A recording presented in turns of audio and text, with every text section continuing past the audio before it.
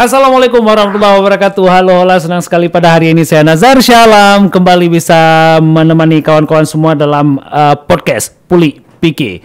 Pada edisi kali ini kita akan membahas tentang jalur rempah dan bintang tamu kita sangat spesial seperti biasa ya. Dan hari ini kita kedatangan Dr. Andus Nur Matias, Pelaksana Tugas Kepala Balai Pelestarian Nilai Budaya Aceh. Assalamualaikum warahmatullahi wabarakatuh, Pak. Waalaikumsalam warahmatullahi wabarakatuh, Bang Nazar. Gimana kabarnya, Bang Nazar? Alhamdulillah baik. Yang penting itu, karena kita dalam suasana COVID-19 ini harus tetap jaga imun dan harus tetap segar. Begitu menurut hemat saya, Bang Nazar. Jaga imun dan jaga image. Ya, siap. Gitu. Oke. Pak Nur Matias, ini sebelum begitu jauh kita berbicara tentang materi kita hari ini, kita kenalan dulu lah. Siap. Kita kenalan dulu. Bapak Nur Matias atau Dr. Andus. Saya baru S1. Nanti rencananya S3 bakso 4. Dr. Andus Nur Matias sebagai pelaksana tugas Kepala Balai Pelestarian Nilai Budaya Aceh. Sebelumnya memang udah di BPNB ya sebelumnya. Ya. BPNB bukan ruang yang baru lagi loh bagi Pak Tias. Ya, saya mungkin mencoba karena di dalam budaya Minangkabau, karena saya harus merantau. Dulu sebelum saya di Balai Pelestarian Nilai Budaya Aceh, saya dulu di Balai Pelestarian Nilai Budaya Sumatera Barat. Dari tahun 2004 sampai tahun 2016. Kemudian saya pindah ke Balai Pelestarian Cagar Budaya Sumatera Barat di Batu Sangkar, karena Batu Sangkar merupakan pusat kebudayaan dari Minangkabau. Karena namanya manusia sempurna di Sumatera Barat itu di Minangkabau itu harus merantau. Makanya saya harus merantau ke Aceh. Di dalam suasana yang ada bahwa di Aceh dan Sumatera Barat dari sisi budaya mirip-mirip. Makanya menurut saya tidak begitu canggung di dalam proses perpindahan ini. Saya dipindahkan ke Balai Pelestarian Cagar Budaya Aceh. Dan kemudian karena di sini terjadi suksesi, karena kepalanya Ibu Rini Dwiwanti ditarik karena kebutuhan Jakarta, dia menjadi Direktur Perlindungan Kebudayaan.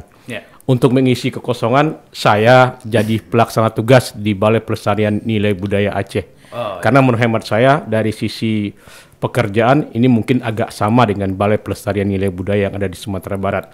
Tapi mungkin ada kekhasan yang ada karena di Aceh ini yang dengan wilayah kerja Sumatera Utara punya sebuah kekhususan. Kalau kita mengacu kepada budaya-budaya yang ada. Karena di Aceh ini lebih kepada budaya Islamnya. Begitu Bang Nazar menurut hemat saya. Jadi BPNB bukan ruang yang baru dong? Ya, kalau menurut hemat saya tidak ruang yang baru, tapi harus saya sesuaikan dengan kondisi-kondisi yang ada di Aceh. Itu aja. Saya harus berkenalan dengan Bang Nazar yang super atraktif dengan banyak style dan gayanya. Begitu Bang. Iya, saya biasanya dibilang ulat kalau di panggung. Jadi kayak ya nggak bisa berhenti ya. Kemudian berarti di Aceh itu sejak di BPCB. Siap. Di BPCB dulu baru ke BPNB. Ya. Berapa lama tuh di BPCB dulu? Kalau di BPCB saya ditugaskan SK-nya 13 Agustus tahun 2020. Saya baru ke sini ke Aceh ini setelah 2004 saya ke sini pertama dan kemudian 2008 saya ke sini juga. Baru tanggal 6 September tahun 2020 saya menginjakan kaki di Aceh dan kemudian menjadi Kepala Balai Pelestarian Cagar Budaya Aceh. Kemudian tanggal 1 September tahun 2021 setahun berikutnya saya ditugaskan menjadi Kepala Balai Pelestarian Cagar Budaya Kepala Balai Pelestarian Nilai Budaya Aceh menggantikan Ibu Rini karena Bu Rini dilantik menjadi Direktur Perlindungan Kebudayaan. Seperti itu Bang Nazar. Kemudian kita masuk ke materinya nih. Kita kenalan dulu nih, ya kan? Hari ini kita akan membahas tentang jalur rempah. Dan beberapa waktu lagi kita akan kita akan punya sebuah acara besar-besaran nih di Balai Pelestarian Nilai Budaya Aceh yang juga menyangkut dengan materi jalur rempah gitu. Nah, sebenarnya jalur rempah itu apa sih, Pak Tias? Ya, sebenarnya jalur rempah ini adalah sebuah jalur budaya yang kita lihat bahwa zaman dahulu ketika bangsa-bangsa Eropa yang belum sampai ke Indonesia, itu merupakan sebuah komoditi-komoditi yang cukup banyak yang ada di Indonesia ini. Kita lihat bahwa dulu penghasil rempah itu adalah Indonesia bagian timur, apakah itu di Banda, Ternate, dan Makassar, kemudian sampai ke barat ini. Dan kita lihat dari sisi yang ada bahwa jalur rempah ini harus kita jadikan sebuah memori kolektif untuk kita bersama, bahwa ini adalah sebuah kebanggaan kita bersama, dan kemudian ada sebuah masa depan kita. Karena kita lihat di dalam proses jalur rempah itu, ketika kita belum dijajah oleh bangsa-bangsa Eropa, kita menjadi sebuah sentra rempah yang dimanfaatkan oleh masyarakat dunia. Kita lihat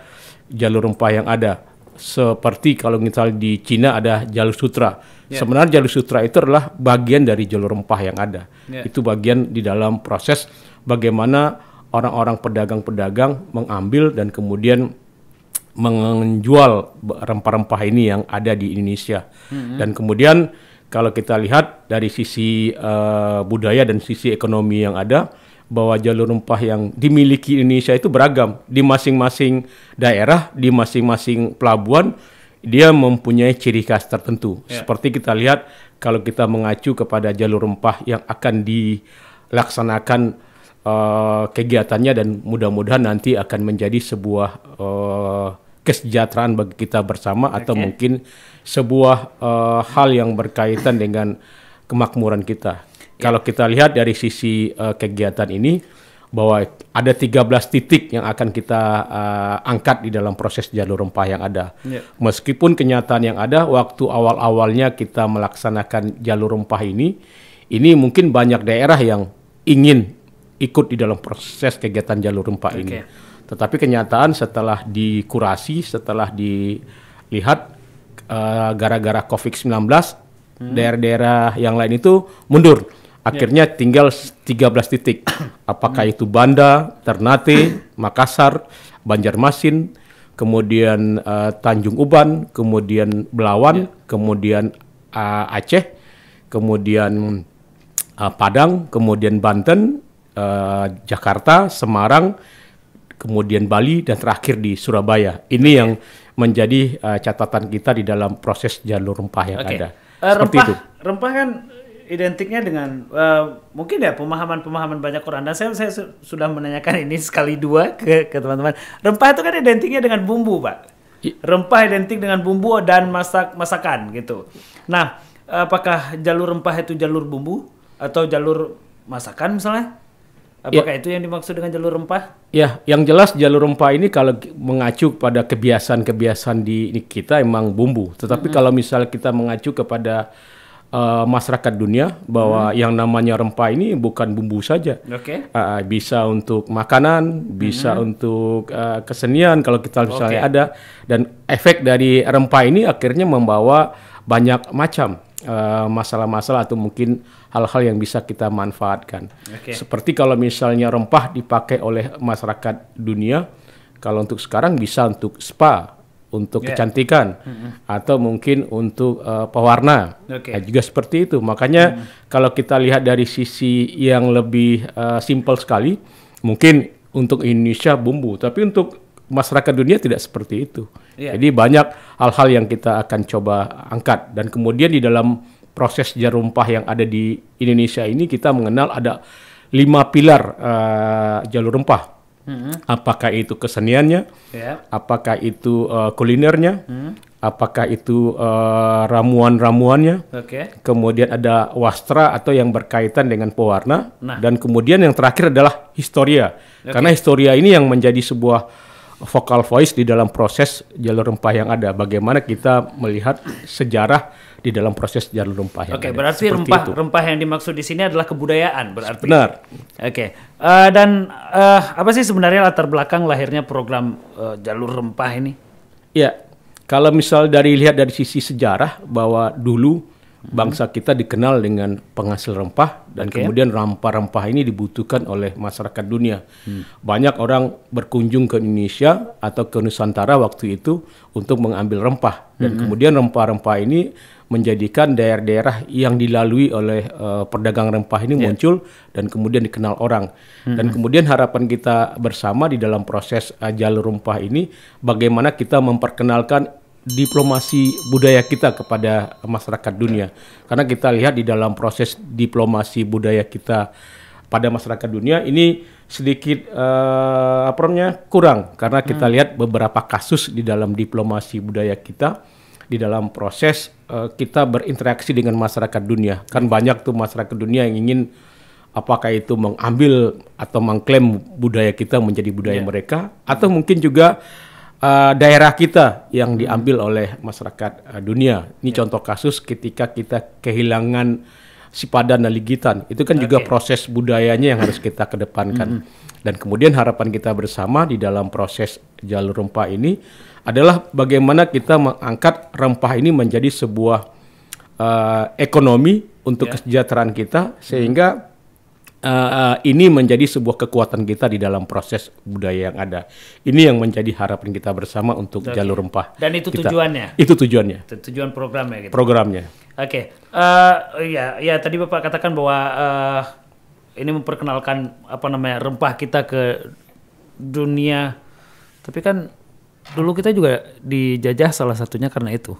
Ya, benar. Karena orang ingin menguasai daerah kita karena kita penghasil rempah dan kemudian dibutuhkan oleh masyarakat dunia.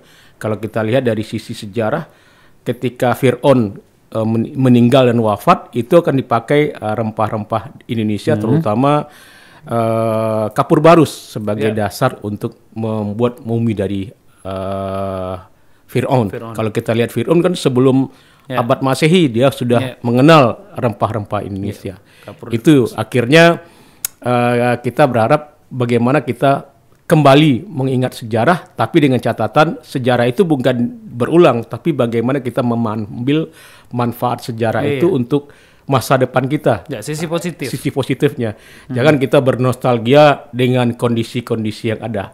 Dan ini ternyata terjadi di Aceh. Aceh sendiri kita lihat, kita masih bernostalgia dengan kehebatan-hebatan tokoh-tokoh kita. Menarik gitu. Apakah itu Iskandar Muda, apakah yang lain, sehingga dengan bernostalgia itu kita lupa bahwa kita punya masa depan yang cerah. Itu kita ambil dari rempah yang ada. Tapi Pak, kan kadang-kadang bernostalgia itu memang membuat kita menumbuhkan semangat lain mungkin. Salah satunya kan itu menumbuhkan kebahagiaan, kayak ngingat mantan lah misalnya. Oh gitu, benar. Ya, kalau kita berkaca kepada dalam Al-Quran atau ada 2/3 isinya adalah sejarah. Yang harapan kita bersama, kita tidak melupakan sejarah, tetapi kita ambil manfaat sejarah yang ada itu tidak berulang untuk hal yang negatifnya bagi masyarakat yang akan datang. Poinnya kita mungkin tidak melupakan mantan, tapi ya ambil nilai positifnya seperti itu. Oke. Kemudian bagaimana posisi Aceh dalam program jalur rempah ini, Pak? Ya, program posisi Aceh dalam rangka kita kan sebenarnya jalur rempah ini kan kita akan usulkan menjadi warisan budaya dunia tahun 2024. Harapan kita bersama di dalam proses yang ada itu ada tahap-tahapannya, karena kemarin kita tahun 2020 untuk berkaitan dengan kesadaran kita untuk jalur rempah yang ada. Sekarang kita melakukan action. Mudah-mudahan tahun 2024 ini bisa kita usulkan dan menjadi warisan budaya dunia. Harapan kita gimana kalau misal sudah menjadi warisan budaya dunia, ini banyak manfaatnya bagi kita bersama. Apakah itu untuk kesejahteraan, identitas, atau mungkin untuk memberikan sebuah diplomasi budaya pada kita bersama. Kemudian kalau kita lihat dari sisi peran Aceh di dalam proses jalur rempah ini sangat strategis sekali.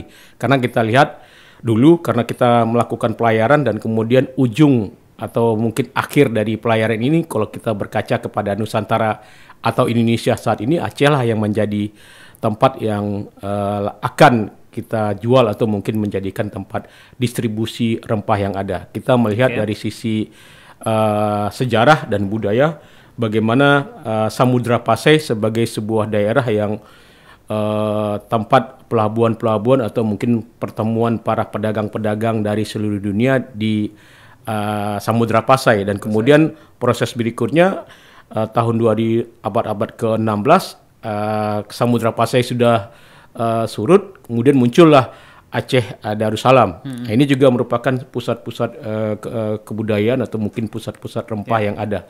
Dan kemudian kita lihat dari sisi kebudayaan yang ada bahwa di Aceh sendiri untuk melakukan sebuah distribusi atau mungkin hal-hal yang berkaitan dengan pengumpulan itu ada namanya Panglima Laut.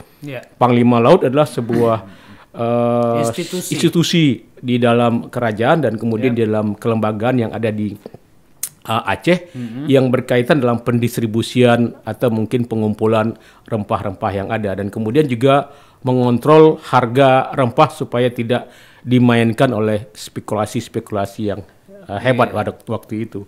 Kalau sekarang kita lihat kalau di KKB itu namanya para pedagang hantu.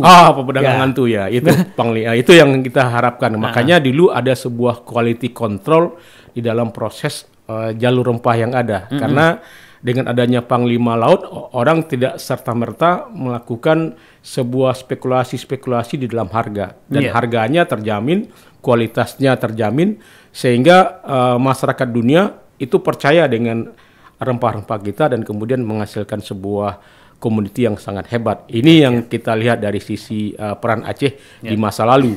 Dan kemudian di masa sekarang kita lihat peran Aceh juga begitu hebat.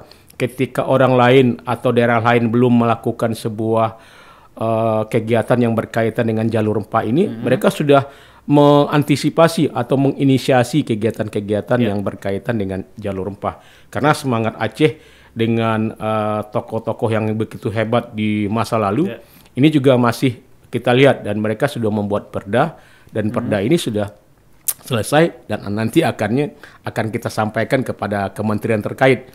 Nah, ini menurut informasi yang saya dapatkan, karena sekarang masih PPKM atau mungkin kondisi pandemi COVID-19 ini belum disampaikan kepada pemerintah pusat. Ini peran Aceh. Sejauh ini program jalur rempahnya sudah berjalan bagaimana, Pak? Kalau untuk Aceh, saya lihat karena saya sudah melihat dari sisi pelaksanaan kegiatannya, ini dari Biro Keistimewaan Aceh sudah menginisiasi untuk melakukan kegiatan-kegiatan yang berkaitan dengan jalur rempah. Apakah itu dengan melakukan publikasi, apakah itu melakukan sebuah kegiatan-kegiatan yang berkaitan dengan jalur rempah. Yang paling fenomenal menurut hemat saya adalah Aceh sudah membuat perda yang berkaitan dengan jalur rempah atau mungkin hal-hal yang dimanfaatkan oleh jalur rempah ada. Yang ini sudah menjadi sebuah hal yang sangat hebat menurut hemat saya untuk pemerintah Aceh. Ini yang perlu kita berikan sebuah apresiasi kepada pemerintah Aceh atau masyarakat Aceh. Dan peran BPNB sendiri terhadap program jalur rempah ini? Kalau BPNB sendiri, kalau kita lihat dari sisi yang ada, kalau kami kan adalah bagian dari Kementerian Pendidikan Kebudayaan atau Dirjen Kebudayaan, dan ini sudah menjadi peran kita. Dan kemudian bagaimana kita menggerakkan daerah, menggerakkan seniman untuk bisa ikut di dalam kegiatan jalur rempah yang ada. Dan kita sudah melakukan kegiatan-kegiatan yang ada, baik itu kegiatan di tahun 2020 yang berkaitan dengan jalur rempah yang ada. Dan kemudian menurut hemat saya ada sebuah hal yang paling baik yang perlu kita sampaikan kepada masyarakat, bahwa di Aceh sudah membuat sebuah cerita dan hikayat namanya Kura-Kura Berjanggut. Kura-Kura Berjanggut tahun 2020 itu menghipnotis masyarakat Indonesia dengan kondisi-kondisi atau mungkin hikayat sejarah yang mungkin dari sisi saya masih ada subjektivitas di dalam proses sejarah yang ada. Dan ini merupakan sebuah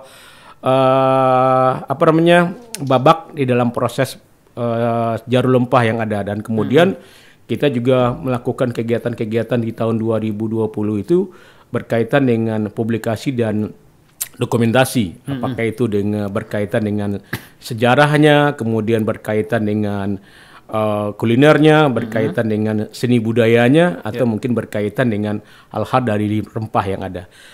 Peran BPNB karena kita merupakan sebuah unit pelaksana teknis dari Dirjen Kebudayaan akan mensupport kegiatan ini dari tahun 2020 sebagai awalnya, dan nanti mungkin mudah-mudahan diresmikan atau disahkannya jalur rempah menjadi warisan budaya dunia. Dan setelah itu baru kita akan melakukan sebuah proses yang begitu panjang dan begitu hebat. Karena yang namanya setelah ditetapkan kita harus mensosialisasikan dan melestarikannya.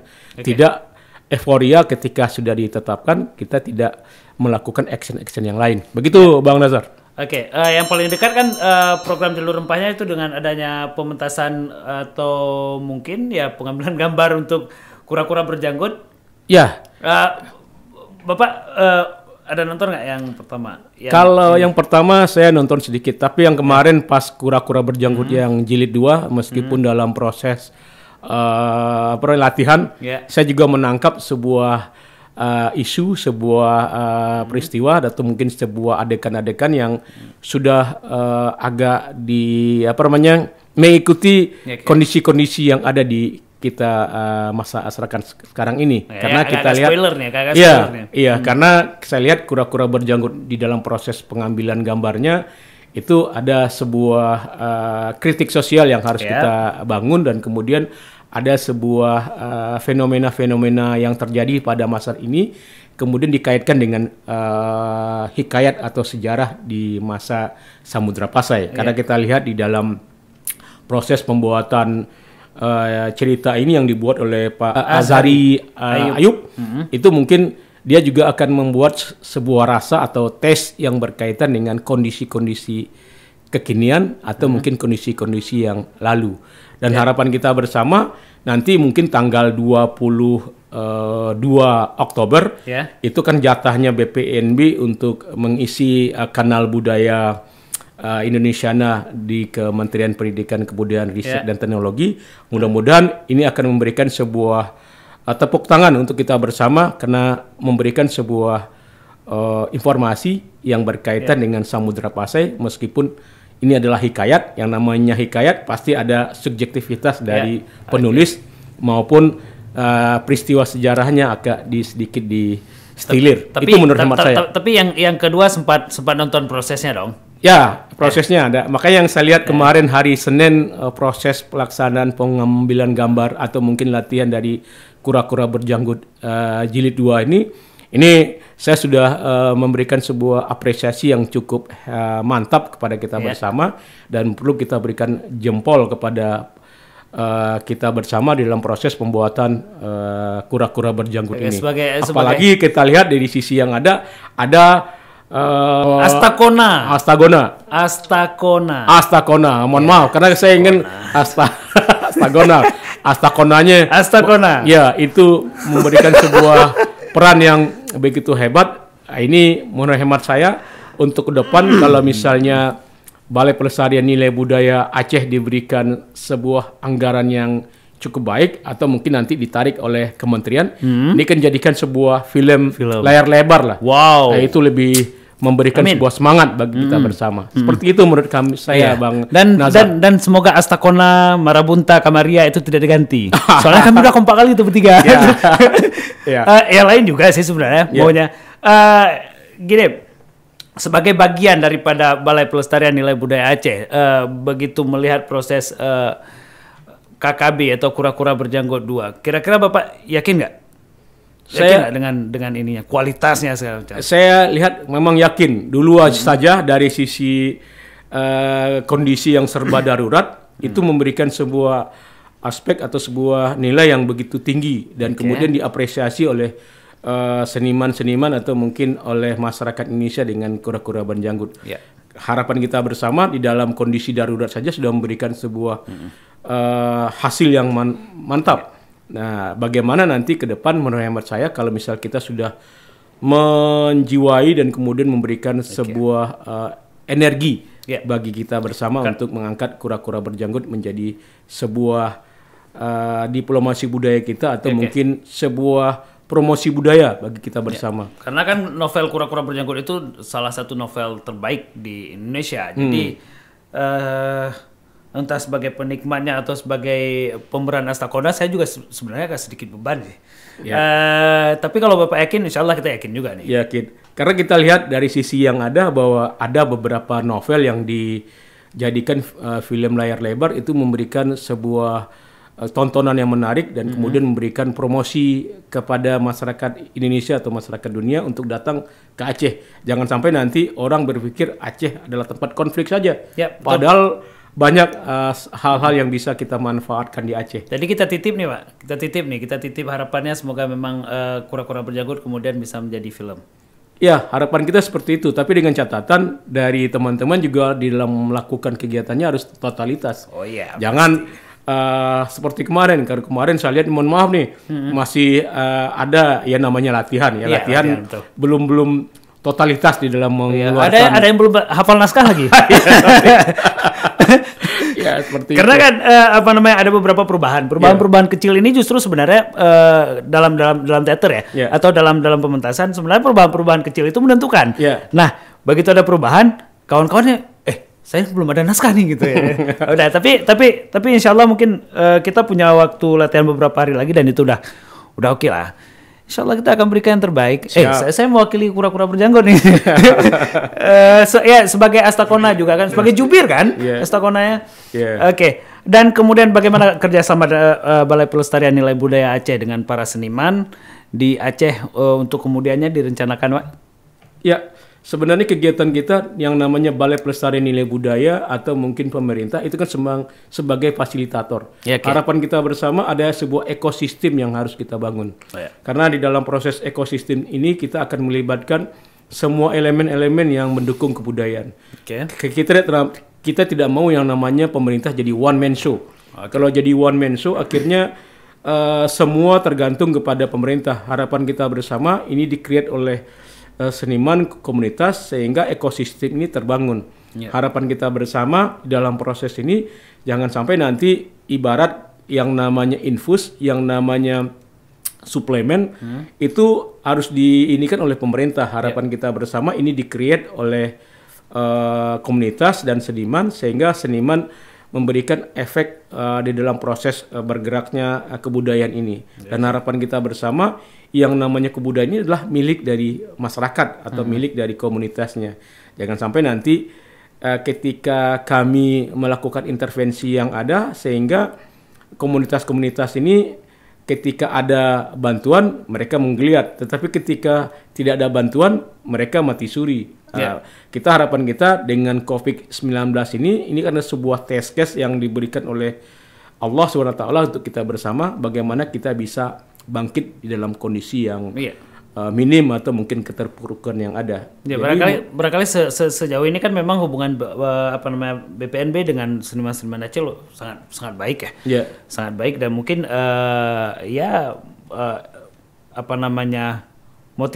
motivasi atau program-program ke depannya entahkah mewakili seniman, tapi kayak seniman ya? Seniwen. Jadi ada harapan sebenarnya, BPNB tetap menjadi kawan baiknya seniman mungkin ke depannya dan ini kan program Jalur Rempah panjang nih Pak ya? Panjang sampai 2024 ya? Itu baru untuk timeline untuk pengesahan menjadi warisan budaya dunia. Tapi proses berikutnya setelah ditetapkan kita akan berelaborasi lagi untuk melakukan kegiatan-kegiatan banyak yang kerja ada. Seniman ya? Banyak dan harapan kita saya diajak dong Pak. Ya, kita tumbuh dalam kegiatan yang namanya simbiosis mutualisme. Saling membutuhkan, jangan simbiosis paratisme. Ketika itu kayaknya ada sebuah nafas yang tidak baik di dalam proses perjalanan kebudayaan kita. Karena kita lihat di dalam sejarah yang ada, di dalam kebudayaan yang ada, bahwa yang menjadi tulang punggung di dalam proses kreativitas adalah senimannya, budayawannya, masyarakatnya. Pemerintah kan cuman memberikan fasilitasi atau mungkin jadi impulsnya memang dari senimannya gitu. Seniman ya. Kalau seniman kita tinggalkan ya kita di Balai Pelestarian Nilai Budaya ini ya pekerjaannya hampa. Kalau istilah kita pakai nyanyiannya Deloitte, cinta yang hampa. Jadi tidak memberikan sebuah semangat di dalam proses yang ada. Apalagi kita mengacu kepada pemerintah kita. Pemerintah kita memakai sistem gotong royong. Dengan sistem gotong royong ini semua masalah bisa terselesaikan dengan baik. Menurut hemat saya seperti itu, Bang Nazar. Oke, Pak Tias, terima kasih atas waktu dan kesempatannya, dan barangkali kita ke depan akan podcast lagi. Terima kasih Pak Tias. Semoga sehat selalu, dan sampai di sini dulu Puli Pikir kita di episode 9 Jalur 4 Aceh. Saya Nazar Syalam bersama Bapak Tias mengucapkan Assalamualaikum warahmatullahi wabarakatuh. Sehat selalu. Waalaikumsalam warahmatullahi wabarakatuh. Sehat selalu.